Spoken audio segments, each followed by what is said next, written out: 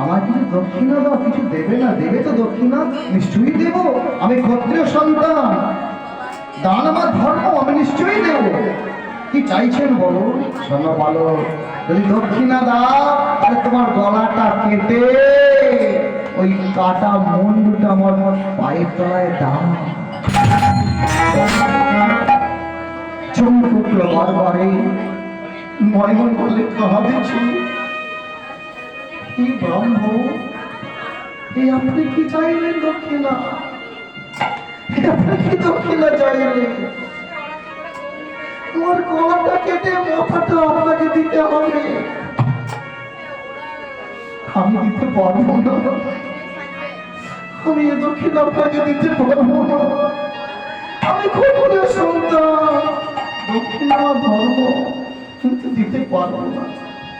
যার চরণেতে আমার এই জীবনটা দেওয়ার জন্য যাচ্ছি কুরুক্ষেত্রের মাটিতে, আমার মা আশীর্বাদ করে আমাকে বলে দিয়েছে, রে বারবারে কুরুক্ষেত্রের মাটিতে যাচ্ছিস রে বাবা, আমি জানি না তুই আর ফিরে আসবি কিনা, আর আমি তোর মাথা শুনতে পাবো কিনা জানি না রে বারবারে।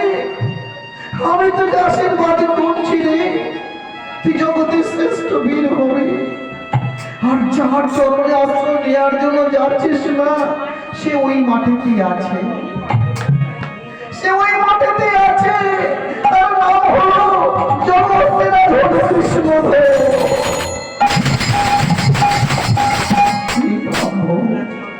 অন্য কিছু চান আমি দিয়ে দেব, কিন্তু জীবনটা নেবেন না। আমি যার জন্য জীবনটা দেওয়ার জন্য যাচ্ছি না,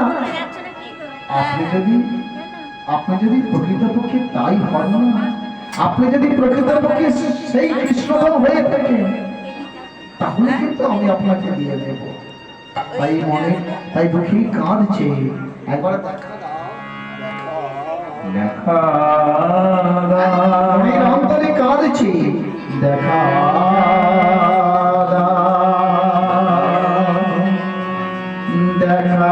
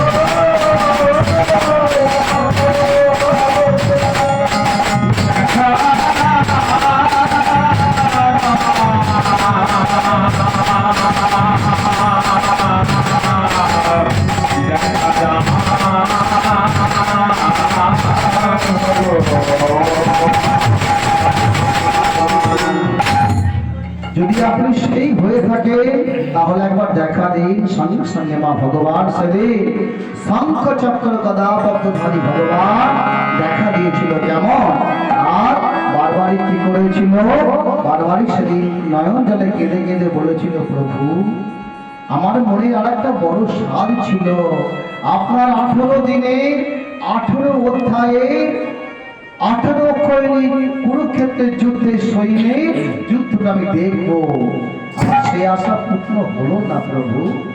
18 দিনে 18 অধ্যায়ের 18 অক্ষরে সৈন্যের যুদ্ধটা দেখবো, সে আশা পূর্ণ হলো না।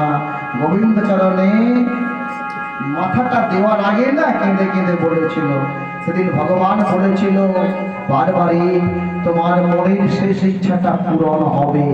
সঙ্গে সঙ্গে মা এই বারবারই গলাটা কেটে ভগবানের চরণে দিয়েছি গেল। হ্যাঁ, আর এই ভগবান শ্রীকৃষ্ণ ওই কাটা মন্ডুটা কুরুক্ষেত্রের মাঠে একেবারে উচ্চ চূড়ায় রেখেছিল, ওখান থেকে বারবারই কুরুক্ষেত্রের যুদ্ধটা দর্শন করেছিল। আর যখন কুরুক্ষেত্রের যুদ্ধের শেষে অর্জুন বলেছিল আমারই জন্য আজকে পাণ্ডবদের জয় হলো, ভীম বলেছিল আমার জন্য পাণ্ডবদের জয় হলো, তখন ওই কুরুক্ষেত্রের মাঠের উচ্চ চূড়া থেকে ওই কাটা মুন্ডু বারবারই বলেছিল আমি জানি কার জন্য তোমাদের জয় হয়েছে, তোমাদের কারোর জন্য তোমাদের জয় হয়নি, তোমাদের জয় হয়েছে একমাত্র ভগবান শ্রীকৃষ্ণের জন্য। নিতাই গৌর হরি হরি।